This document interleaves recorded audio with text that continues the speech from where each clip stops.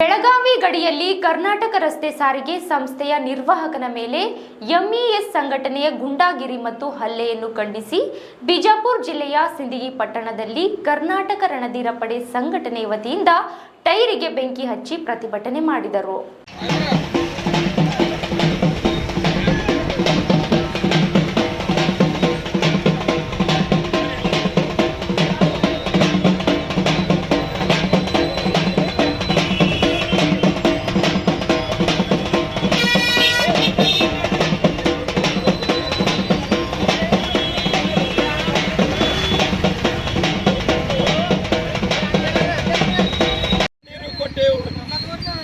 ಕಬ್ಬು ಕೇಳಿದ್ರೆ ಕಬ್ಬಿನ ಹಾಲನ್ನೇ ಕೊಟ್ಟೆವು.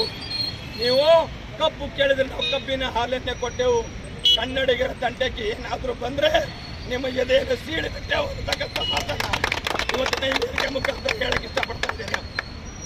ಬಂಧುಗಳೇ, ಯಾರಪ್ಪಂದೇನೈತಿ ಬೆಳಗಾವಿ ನಮ್ದೈತಿ.